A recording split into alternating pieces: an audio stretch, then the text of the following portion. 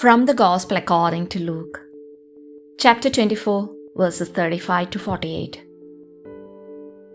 The two disciples recounted what had taken place on the way and how Jesus was made known to them in the breaking of bread. While they were still speaking about this, he stood in their midst and said to them, "Peace be with you." But they were startled and terrified and thought that they were seeing a ghost. Then he said to them, "Why are you troubled?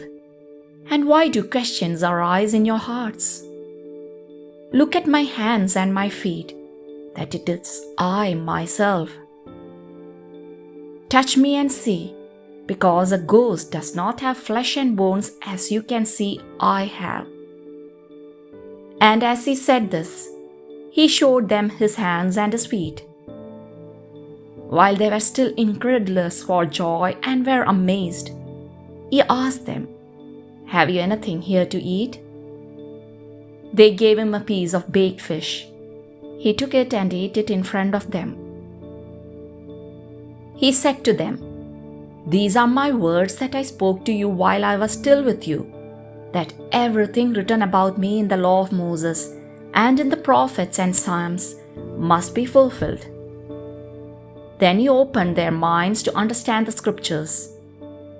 And he said to them, "Thus it is written that the Christ would suffer and rise from the dead on the third day, and that repentance for the forgiveness of sins would be preached in his name to all the nations, beginning from Jerusalem. You are witnesses of these things."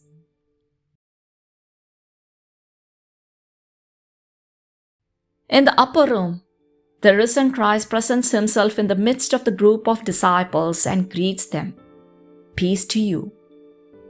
But they are frightened and believe that they saw a spirit. The Gospel says.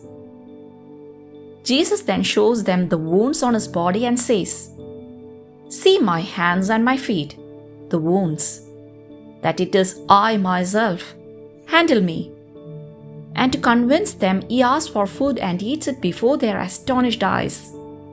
There is a detail here in this description. The Gospel says that the apostles still disbelieved for joy. The joy they felt was such that they could not believe that this was true.